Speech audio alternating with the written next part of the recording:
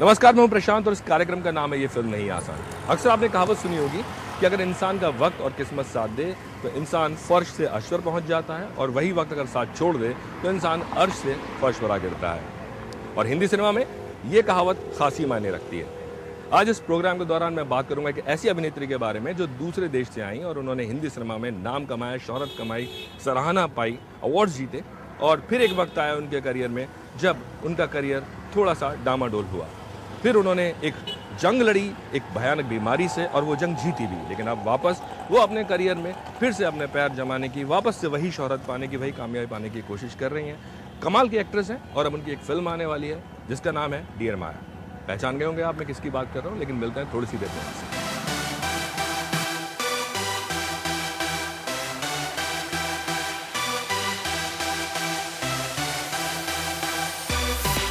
Hi Manisha, how are you?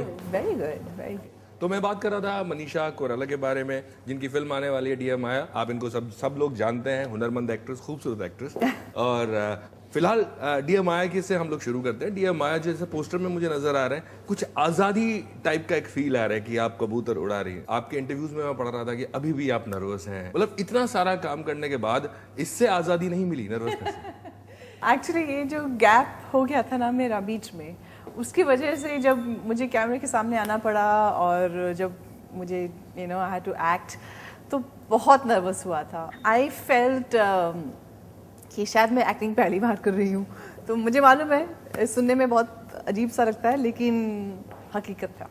Career के इस मुकाम पे बड़ा मुश्किल होता है कैरेक्टर्स चूज करना, और अब हर फिल्म को हाँ भी नहीं कह सकते क्योंकि एक स्टेक होता है इमेज का। इस फिल्म में ऐसी क्या चीज थी जो आपको लगा कि हाँ ये फिल्म के लिए मुझे हाँ कहनी चाहिए? जो एक मैसेज है इस फिल्म में कि never lose hope, you don't know when at what time that some good surprise is waiting for you. ये जो मैसेज था मुझे बहुत भा गया, because it's a beautiful story of finding love, finding freedom. So this whole thought was really beautiful. Don't lose hope, जो ये line है, ये ऐसी कि हर इंसान के जिंदगी में आती है। आपके लाइफ में कभी ऐसा हुआ कि आपने होप लूज की? बहुत बार और हर बार अच्छा ही हुआ है। I lost hope that whether I was going to live or not when I got this thing detected with cancer, but I'm here today, alive. So और जब भी ऐसा कभी लगता है कि शायद मैं उठ ही नहीं पाऊंगी लाइफ में और कुछ नहीं हो पाएगा, लेकिन life gives you lot of hope and lot of this things. So cancer detection के बाद ऐसा भी डर था कि क्या वापस ही फिल्मों में हो पाएगी नहीं हो पाएगी? अगर मैं जी पाऊंगी तो डेफिनेटली फिल्म में तो काम करूंगी, इतना तो पता था। सिनेमा बदल गया है, चीजें बदल गई हैं। सबसे ज्यादा इस बदलते हालात में, बदलते वक्त में आपको सबसे ज्यादा डर किस चीज से लगता है? एक्चुअली ऑनेस्टली कभी कभी लगता है कि will audience accept me back, or when I see the younger generation performing so well, so beautifully, when I saw Kangana's Queen, when I saw Alia Bhatt's उड़ता पंजाब, मुझे लगता था मैं कर पाऊंगी कि नहीं। तो मतलब कि थोड़ा हर एक स्टेप में थोड़ा सा इनसिक्योरिटीज तो रहती है एज एन एक्टर। चलिए, अगर मैं पीछे चलूँ 1989 की अगर मैं आपसे बात करूं, जब आप सिनेमा में आई थी, आप वाराणसी में थी शायद अपने दादी के साथ। तो ये जो कहते हैं ना बीज फिल्मों का, आप डॉक्टर बनना चाहती थी और डॉक्टर से ये एक्टर का जो ट्रांजिशन था वो कैसे हो गया? बनारस की देन थी क्योंकि कहते हैं कला की धरती है वहाँ पे। बनारस तो मुझे लगता है कि काफी मैजिकल प्लेस है जी, और मैं अभी भी जाती हूँ तो मेरे रोंगटे खड़े हो जाते हो। I feel that energy and I feel that it's full of life and it's buzzing with life. तो आप जब फिल्मों में, जो आपने पहली फिल्म की, क्या फेरी भेटूला, हाँ, वो फिल्म आप डॉक्टर बनने से ट्रांजिशन किस तरह से हो? मतलब आपने कैसे डिसाइड किया कि आपको एक्टर बनना है? हाँ। और फिर फैमिली में आसानी से जाने दिया? एक्चुअली काफ़ी टेंशन तो हुआ था फैमिली में जब मैंने बोला कि मुझे फिल्मों में काम करना है। सब लोग ना बोल रहे थे, स्पेशली मेरे पिताजी, लेकिन मैंने दादी को कन्विंस कर लिया था। और दादी as a head of family, वो अगर वो हाँ बोल देगी, उन्होंने अगर ग्रीन फ्लैग दिखा दिया तो कोई ना नहीं बोल। मैंने देखा दादियाँ बहुत मॉडर्न होती हैं। बिल्कुल। फादर बाद में पता चला कि दादी की भी actually it was her wish also to act. But ऐसा क्यों था कि फादर मना कर रहे थे? अक्सर जो फैमिलीज होती है जहाँ पॉलिटिशियंस हैं फैमिली में, वो लोग माइंड नहीं करते। ये मिडिल क्लास की एक प्रॉब्लम होती है। उस वक्त ऐसा इमेज था कि फिल्मों में तो मतलब कि काफ़ी डेंजरस है, अपनी लड़कियां वहाँ नहीं भेजते हैं, and it was a different reputation and different times. और इन माय फैमिली या तो कोई डॉक्टर हैं, इक्के दुक्के इंजीनियर्स हैं, या तो पॉलिटिशियंस हैं, सारे भरपूर पॉलिटिशियन। तो ये एक्टिंग किसी को समझ में नहीं आया था, इसको ये कहाँ से भूत सवार हो गया। वही मैं पूछ रहा हूँ, कहाँ से सवार हुआ हो? मुझे खुद नहीं मालूम, लेकिन हम लोग पिक्चर काफ़ी देखते थे। मैं जॉइंट फैमिली में बड़ी हुई हूँ, और हर एक संडे को हम पिक्चर जाते थे देखने के लिए। So maybe because of that. लेकिन फिल्म देखने के बाद कहीं ना कहीं एक इंसान को अंदर से पता लगता है कि हाँ मुझे एक्टर बनना है, या तो वो मेंटली खुद को प्रिपेयर करता रहता है, या कभी शीशे के सामने खुद को प्रिपेयर करता है। तो ऐसा कुछ आपके साथ हुआ था क्या? कभी मैंने उस वक्त नहीं सोचा था कि मैं एक्ट्रेस आगे जाके बनूंगी, लेकिन जब मैंने मासूम देखी, मुझे मालूम है वो थिएटर का नाम भी विजया था, तो वहाँ पे जाके जब फिल्म देखी मासूम, मैं घर वापस आई तो मैंने मम्मी और डैडी को दिखाया वो लकड़ी की काठी काठी पे, वो जो उस वक्त उर्मिला ने किया था, उन्होंने जुगल हंसराज ने किया था। तो I enacted in front of them, I made them कि आप लोग बैठो और देखो मैं कैसे करती हूँ। I was probably 8 year old, 9 year old, I don't know. तो एक innocently I used to do that, nothing thinking कि मैं एक्ट्रेस बनूंगी, उस वक्त नहीं सोचा था। लेकिन आपका जो इन्फ्लुएंस था वो हिंदी सिनेमा से था, और पहली फिल्म आपने जो की वो नेपाली की जी 1989 जी। वजह ये थी कि वहाँ पे थोड़ा आसान था या? नहीं, एक्चुअली वो क्या हुआ था कि समर वेकेशन हुआ था और मैं नेपाल गई थी, और वहाँ पे मेरे मामा जो कि मेरे मॉम की कज़न है, वो FTI के प्रोडक्ट हैं, वो जया जी के बैच से हैं, वो एड फिल्म बनाते हैं नेपाल में। He said why don't you do an ad film, मैंने कहा ठीक है, एक दिन का काम है, कर लेती हूँ। तो उस वक्त मुझे कुछ 20,000 या 25,000 कुछ ऐसे मिला था। बहुत मैंने कहा लगा ये तो बहुत अच्छा काम है, फटाफट पैसे भी मिल जाते हैं, और आई लुक प्रिटी ऑल्सो, और यू नो। सो उस वक्त मुझे कीड़ा लगा कि शायद मुझे फिल्मों में काम करना चाहिए। तो फिर वो एड फिल्म बहुत पॉपुलर हो गई थी जी नेपाल में। एंड फिर मुझे एक नेपाली फिल्म का ऑफर भी आया, और उसके बाद नेपाली फिल्म की मैंने। नेपाली फिल्म करने के बाद मुझे ऐसा लगा कि शायद मुझे हिंदी फिल्म में ट्राई करना चाहिए। फिर ख्वाब जाग गए। That's true। फिर और करने की इच्छा हुई, और मम्मी के पास आई। मम्मी को मैंने कहा कि आप मुझे बॉम्बे लेके चलिए। अच्छा, लेके चलिए।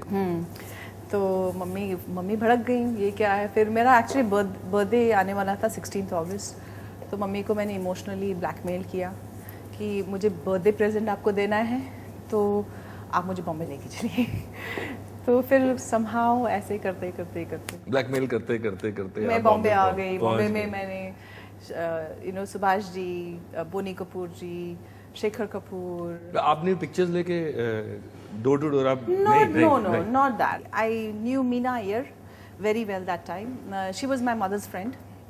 जर्नलिस्ट जो है, वो मेरे को लेके गई थी 3-4 लोगों के पास, और सब ने मुझे एक्चुअली एक पॉजिटिव रिस्पांस दिया। तो एक हफ्ता जो मैंने मम्मी से मैं लेके आई थी, इमोशनल ब्लैकमेल करके आई थी, उस हफ्ते के अंदर ही मुझे सब ने एक अच्छा पॉजिटिव रिस्पांस दिया। So I felt maybe this was meant for me after that. आप बहुत लकी थी कि आपको, नहीं तो यहाँ तो लोग सालों धक्के खाते रहते तो कुछ नहीं होता। बट आपने पहली फिल्म की सौदागर, और सौदागर में लोगों ने आपको पसंद किया। मेरे ख्याल में पूरा टाइम था लोगों में एक बड़ा हिट गाना हुआ था, इल्लू इल्लू। बाकी जो बातें हैं, जो पूरा फिल्मी सफर, उस पर हम फिर से बात करेंगे मनीषा से, और साथ में होंगी इनकी डायरेक्टर फिल्म की, सुनैना। तो आते हैं बस थोड़ी सी देर में, कहीं मत जाएगा।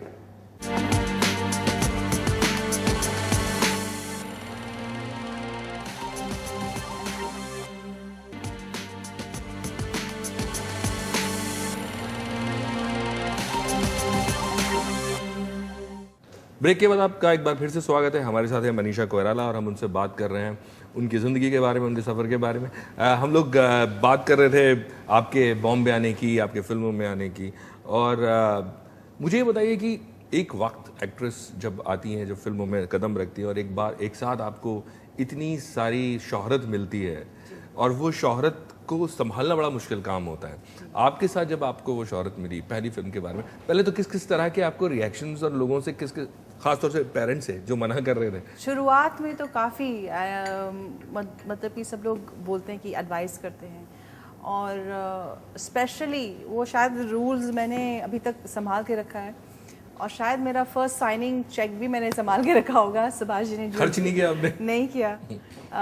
सुभाष जी ने जब साइन किया था वो, और उन्होंने कुछ 10 कमांडमेंट्स दिए थे उस वक्त, तो मतलब उनसे काफ़ी कुछ सीखने को मिला कि डूज एंड डोंट्स, Do's ये and करना don'ts, ये मत करना चाहिए, ये नहीं करना चाहिए। फिल्म तुम दूसरे बैकग्राउंड से आई हो, यहाँ पे ऐसा होना चाहिए, ऐसा स्वभाव होना चाहिए, ये होना चाहिए। तो काफ़ी उस वक्त था। और मुझे दिलीप साहब ने बोला था कि मम्मी को बोला था कि इधर आओ, अपने बेटी का नज़र उतार लो, क्योंकि ये लंबी रेस की घोड़ी है। इनिशियली तो मुझे उतना नहीं था, कि बाद में जब एहसास हुआ कि इतना बड़ा मौका मुझे मिला, काफ़ी लोग ने मुझे थ्रू आउट मेरे करियर में गाइड किया। मैं ये भी कहना चाहूँगी कि मुझे success, when I got success I was very young, तो उसको भी इतनी जल्दी इतना सब कुछ मिल जाता है ना, तो थोड़ा सा पता नहीं चलता कि हमारे पास है क्या। और अब जब मैं उसकी कीमत नहीं पता उसकी कीमत उस वक्त नहीं पता चलती है। Today when I look back I said, oh my God, I literally was given in on platter, that kind of thing. लेकिन आई वाज यंग, अगर मैं आपसे पूछूं उस दौरान के कोई भी 2 इंटरेस्टिंग चीज़ें, किस्से जो ऐसे जिसमें आपको बहुत खुश कर दिया हो, जिससे आपको बहुत दुखी कर दिया हो? 2 इंसिडेंसेस मैं बताऊंगी। एक इंसिडेंस तो मैं बॉम्बे थी या खामोशी थी, दोनों में से एक। मैं अपने दोस्तों के साथ, मम्मी के साथ, सबके साथ मैं थिएटर में गई थी और बुर्का पहन के गई थी। तो मुझे लगा कि किसी ने मुझे पहचाना नहीं, और मैं बुरखे में quietly I am enjoying and all that. And जब when I started leaving the theatre, everybody in the theater, they got up and they clapped for me. So that means they knew this is Manisha who's sitting, but they did not want to disturb me because they saw me in that attire. Everybody got up and started clapping. I thought that was the height for any actor, when the actor's job is appreciated. और सबसे दुखदायी घटना मुझे लगता है कि जब मुझे मीडिया का सामना करना पड़ा, उस वक्त येलो जर्नलिज्म काफ़ी था, और एक छोटी सी चीज़ होती थी उसको इतना वो कर देते थे, तो और ख़ुद भी मैं इमेच्योर थी, बच्ची थी, उसका जो इफ़ेक्ट था वो मुझे कुछ ज़्यादा हो गया था। सो दैट आई रियलाइज कि these are the perks of being a star and a celebrity, and these are the thing that one has to face when you are a public face.